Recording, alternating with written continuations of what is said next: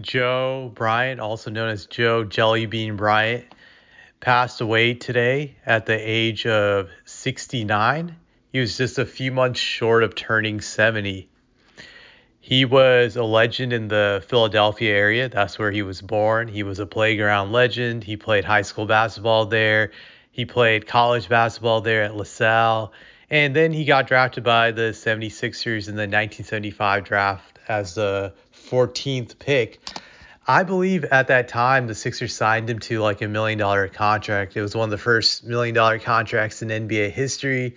I'm pretty sure they did. I can't confirm it, but I remember reading about this in the biography of Kobe Bryant known as Showboat, which was written several years back. Very good read if you ever decide to read an NBA book.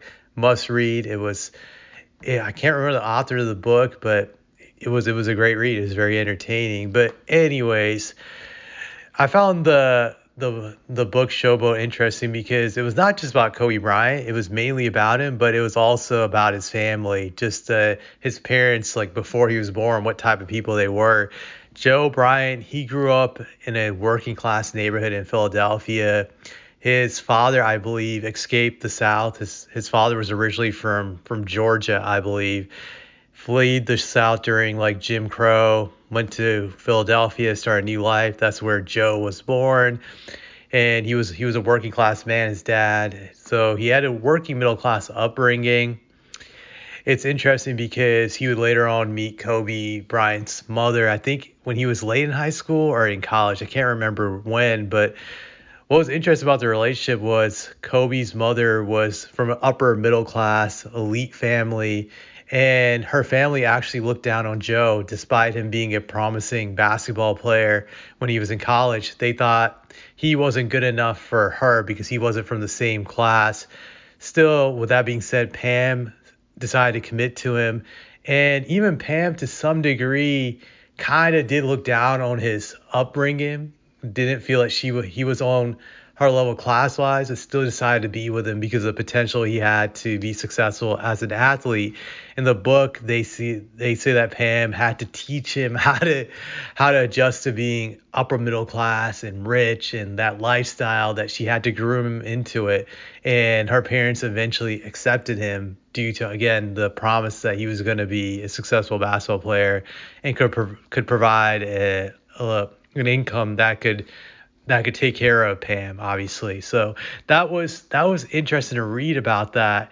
So he ends up getting drafted by the Sixers, and you think things are going to be great from the beginning, but they weren't. Just after his first year with the Sixers, he got involved in a police chase that resulted in him getting into a car accident.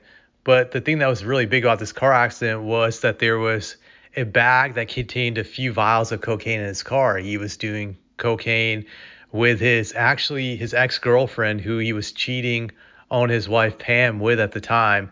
He got into a car accident while trying to avoid getting arrested by cops for speeding. And on top of that, not only did he crash, he actually tried to run out of the car and flee the cops, running on foot. The cops eventually caught him and they beat him down. He got arrested. He went to court. He was able to luckily work out a deal for him where he didn't have to go to jail for having cocaine. Pam forgave him, and eventually a few years later they had Kobe Bryant, who was born, and they kind of mended the fence after that. He had he had like a decent NBA career, but it wasn't good enough for him because he always believed that he should have been a star, and it ended up in disappointment. I think he played, let's see, he played about, according to this, 8 seasons in the NBA, which is not bad. It's pretty solid, but he wasn't obviously a great player. He was just a solid role player at best throughout his career. But when you look at his career earnings, I wasn't able to find a full career earnings report on how much he actually made. They don't list it, but when I Google it, it does say one season with the Clippers during the early 80s when he played for the San Diego Clippers, he made something like $4.3 million, something around that range, which was a lot of money back then. Heck, it's still even a lot today when you adjust for inflation. So he made a good living playing in the NBA, and then after after his NBA career was over, he eventually could not get a deal in the NBA after playing with the Rockets. He tried to be a car salesman after 1983. It didn't work out, but he heard from some friends that he could have a career in Europe that pays good money, and he decided to go to Europe, and he stayed there for about 8 years, from 1983 to 1991. He played in Europe. He made some good money, and then he came back to the United States, where he would focus all his energy in finishing Kobe's schooling when it came to the game of basketball, and also Kobe's academic schooling, because Kobe had been out of states for a long period of time, so he kind of had to adjust back to the culture of America, which Joe obviously helped with that. What I found also interesting about Joe was the way he raised Kobe Bryant. When you read the book, it's interesting because he was he was determined to make Kobe into a great player from day one. It was kind of like he was living through him, because he had observed how he was never able to be a star in the NBA. And he observed guys like Dr. J, Magic Johnson, and saw what made them great, which in his eyes was that they were able to bend their own teams to their own will. That basically their teams would have to adjust to them, and they wouldn't adjust their team. Like the Sixers would have to adjust to Dr. J, the Lakers would have to adjust to Magic Johnson, and also those guys had supreme confidence, that their confidence never wavered.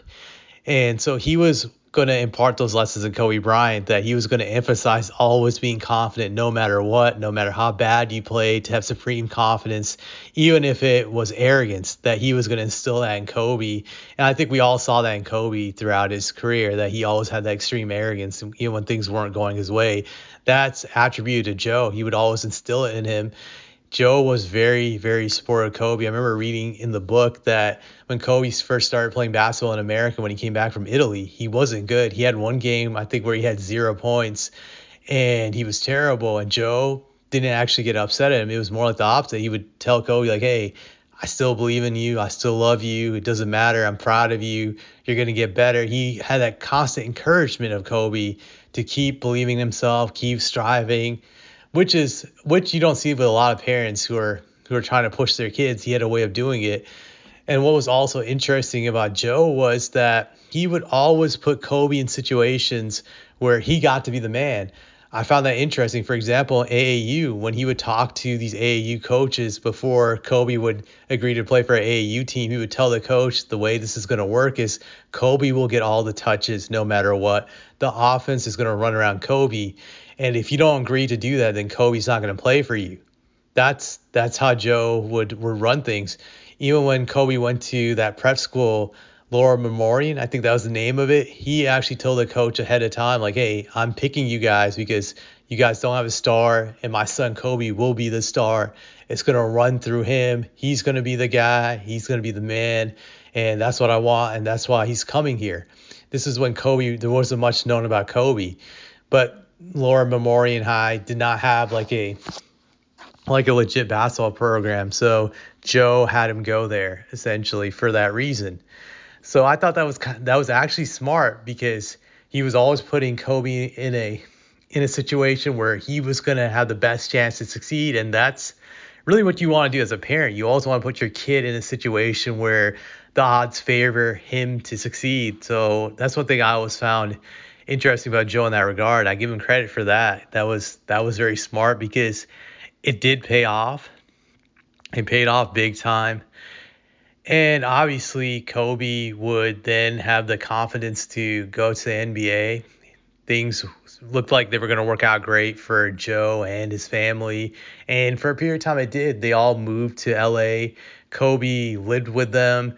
And then there started to be a rift between Kobe and Joe later on, and during his career. I think after the first few years in LA, Kobe wanted to be his own man. He didn't like being controlled by his parents. He wanted to live his own life, which you can't knock him for. Everybody wants to have that independence eventually. So they were controlling to a large degree. I remember reading the book that they would determine who he could date, what he could watch on TV, what movies he could watch. They were very, very strict.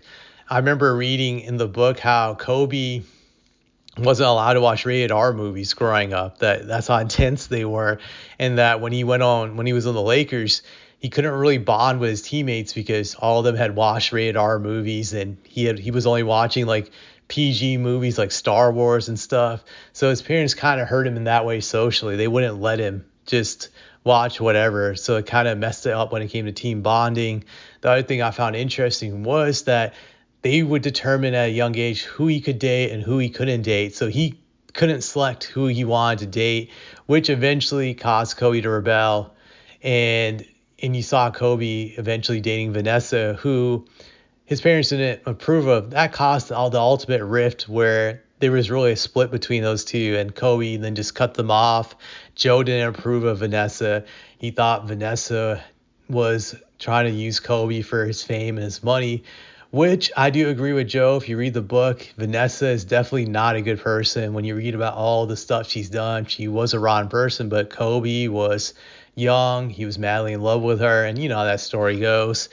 But he just didn't like Vanessa, neither did Pam, and that was really the ultimate rift that it never could really get mended between those two. So that was very unfortunate in that regard. And obviously, they would have a love-hate relationship through Kobe's career. Sometimes they would be cool with each other, and other times they would be that rift. Just Vanessa was the common theme when it came to that. But you had to give Joe a lot of credit, because without Joe, there would be no Kobe Bryant. Kobe wouldn't have succeeded. That it really shows you how having a father is very important to a kid's success. That in most cases you do need a good father to succeed. Granted, there's exceptions to that rule, but Joe gave Kobe the tutelage. He gave him the training. He exposed him to the best training that you can get, since he was a professional. And Kobe benefited greatly from that. Obviously for Joe, it was unfortunate that Kobe passed away. That's something no parent wants to experience, and that's definitely a horrible experience to have. And I'm sure that could have played a role in him eventually getting a stroke a few years later. Who knows, all the stress that caused him could have caused his blood pressure to rise, all these other things. It wouldn't surprise me if that led to him getting a stroke eventually down the line. But I think Joe's legacy really will always be linked to Kobe. That's really what it was. Just that's probably what he'll be remembered the most for. Not so much what he was before Kobe Bryant, just him being a Philadelphia legend. But that's really all I have to say about this.